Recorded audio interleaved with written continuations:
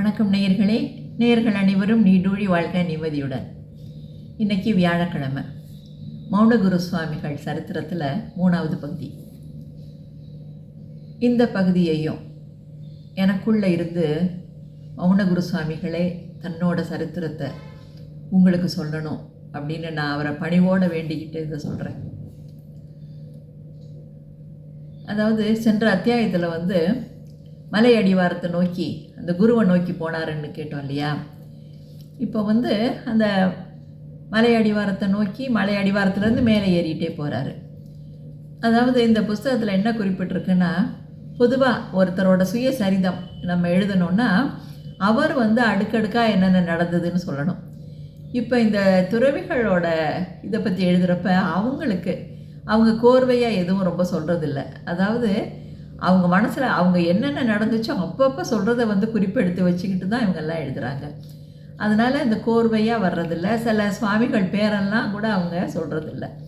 அது மாதிரி மலை உச்சியில் இருந்த குருவோட பேரை கூட இவர் சொல்லலை. அது மாதிரி நேராக ஏறி அந்த குருவை போய் சந்திக்கிறாரு. அப்போ இவர் மலைக்கு மேலே ஏறின உடனே கூடவே வந்தவங்க நெருங்கின உறவினர்கள், நண்பர்கள், அந்த இதில் காரணாம்பட்டில் இருந்தவங்கெல்லாம் கூடயே வந்தாங்கல்லாம். அவங்களும் தொடர்ந்து வர்றாங்க. வந்தோடனே இவர் அந்த குருவை பார்த்து, குருவே நான் சம்சார பந்தத்திலேருந்து விலகி வந்துட்டேன், என்னை நீங்கள் சீடராக ஏற்றுக்கிட்டு எனக்கு உபதேசம் பண்ணணும் அப்படின்னு சொல்லி தன்னோட கையில் இருந்த அந்த 101 ரூபாயை அந்த குருவோட பாதத்தில் வச்சு விழுந்து வணங்கி கேட்குறாரு. உடனே குரு இவரை பார்க்குறாரு. பார்த்த உடனே, உனக்கு பின்னாடி நிற்கிறவங்கெல்லாம் யார் அப்படின்னு கேட்குறாரு. கேட்ட உடனே இவர் சொன்னார், என் உறவினர், நண்பர்கள் அப்படிங்கிறாரு.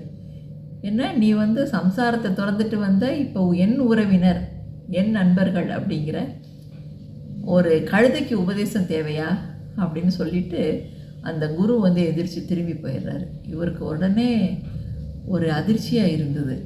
அதாவது கழுதைக்கு உபதேசம் தேவையா அப்படின்னா, இந்த சுமை சுமக்குதில்ல கழுதை, அது மாதிரி பந்த பாசங்கள் அதெல்லாம் நான் மனசில் சுமந்துக்கிட்டு நான் என் உறவினர் அப்படி நான் நினச்சிருந்ததுனால அவர் அப்படி நினச்சிட்டாரு போல இருக்குன்னு சொல்லிட்டு, திரும்பி உன் ஊருக்கு போ அப்படின்னு அந்த குரு சொன்ன உடனே சரி அவ்வாறே செய்கிறேன் அப்படின்னு சொல்லிட்டு இறங்கி வர்றாரு.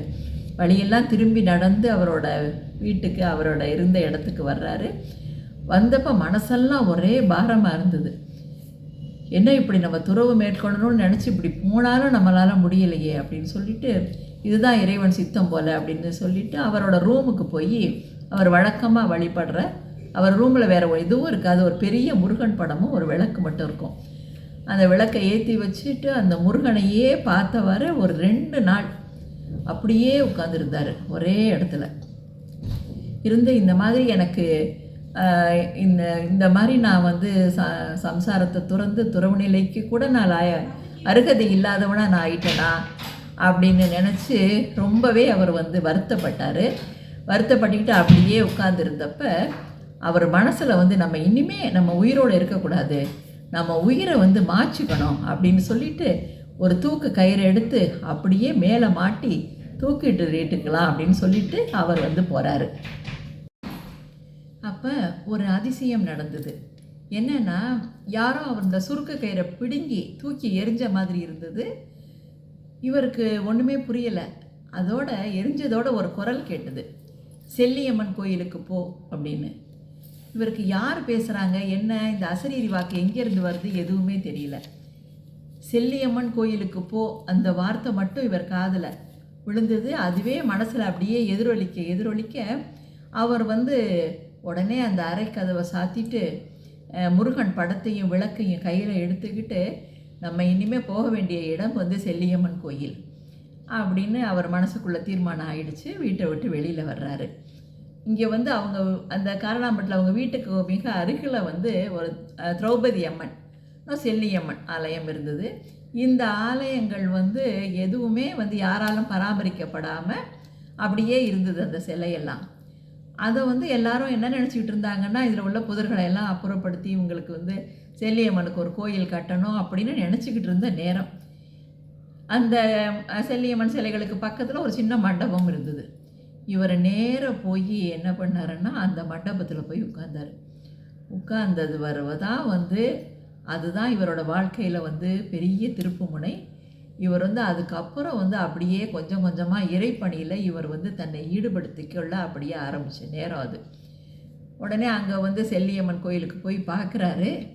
அங்கே போய் பார்த்த உடனே சரி, இங்கே உள்ள முட்புதர்கள் இதெல்லாம் வந்து நம்ம நீக்கணும், நீக்கி எல்லாம் சுத்தம் பண்ணி இந்த அம்மனுக்கு வந்து ஒரு கோயில் கட்டுற வேலையில் நம்ம ஈடுபடணும் அப்படின்னு சொல்லிட்டு இவர் அங்கேயே தங்கி இருந்து தன்னால் இயன்ற அளவு அந்த முள்புதர் இதெல்லாம் வந்து சுத்தம் பண்ண ஆரம்பிக்கிறாரு.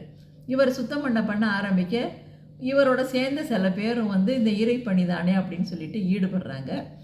அப்படியே இவர் பண்ண அங்கே இருந்த சில பேர் வந்து இவர் யார்கிட்டையும் எதுவும் கேட்க மாட்டார், அப்படியே இருப்பார். ஆனால் யாராவது கொண்டு வந்து இவருக்கு உணவு கொடுப்பாங்க.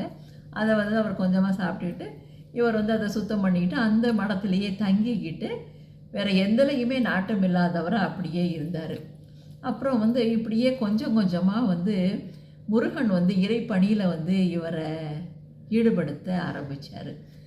அப்போ வந்து அங்கே ஒரு கடை, அதாவது சத்துவாச்சாரி அப்படிங்கிற இடத்துலேருந்து ஒரு பீடி கடை வச்சுருந்தவர் வில்வம் அப்படிங்கிறவர். அவர் வந்து இவர்கிட்ட என்ன சொல்கிறாருன்னா, நீங்கள் வந்து இது வில்வ இலை வந்து எல்லா நோய்களையும் தீர்க்கக்கூடியது. நீங்கள் வந்து உங்கள்கிட்ட வந்து முருகன் பேசுகிறாரு, முருகன் உங்கள் கூட இருக்காருங்கிறீங்க. நீங்கள் இந்த வில்வ இலைகளை கொடுத்து அவங்க நோய்களை எல்லாம் ஏன் போக்கக்கூடாது அப்படின்னு கேட்குறாரு.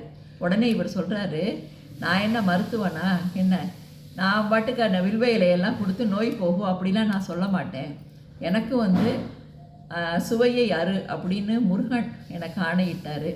அதுக்கப்புறம் ஒவ்வொன்றும் என்ன செல்லியம்மன் கோயிலுக்கு போ அப்படின்னு இறைவன் எனக்கு ஆணையிட்டார். இப்படி இறைவன் ஆணைப்படி தான் நான் இயங்கிக்கிட்டு இருக்கேனே தவிர நானாக எதுவும் செய்கிறதில்ல. முருகப்பெருமான் எனக்கு ஆணையிட்டால் நான் செய்கிறேன் அப்படின்னு சொல்லிட்டு இருந்தார். இந்த மாதிரி இருந்துகிட்டு இருந்தார். அப்புறம் வந்து இவர் எப்போ சொன்னாரோ இல்லையோ ஒரு 2-3 நாளைக்குள்ளேயே இவருக்கு முன்னால் அதாவது முருகன் அப்படியே தோன்றுற மாதிரி ஒரு தோற்றம் தெரிஞ்சு இவர் வந்து நீ வந்து வில்வ இலைகளை பிரசாதமாக கொடுத்து கொடு, நோய் தீரும் அப்படின்னு கேட்ட ஒரு குரல் கேட்டது இவருக்கு. கேட்ட உடனே இவருக்கு வந்து சரி, நம்ம முருகன் வந்து நமக்கு இது மாதிரி கொடுக்க சொல்லி ஆணையிடுறாரு அப்படின்னு சொல்லிட்டு இதுக்கு வந்து பத்தியம் என்ன அப்படின்னு கேட்குறாரு. புலால் உண்ணக்கூடாது அப்படின்னு அதுக்கும் பதில் வந்துருச்சு. உடனே வந்து சரி, நம்ம இந்த பணியில் ஈடுபடலான்னு சொல்லிட்டு நிறைய வில்வ இலைகளை வாங்கி வச்சு முதல்ல கொஞ்சம் பேர் வந்து நோயுற்றவங்க வந்தப்போ அந்த வில்வ இலையில் கொஞ்சம் விபூதி வச்சு இவர் வந்து கொடுத்தாரு.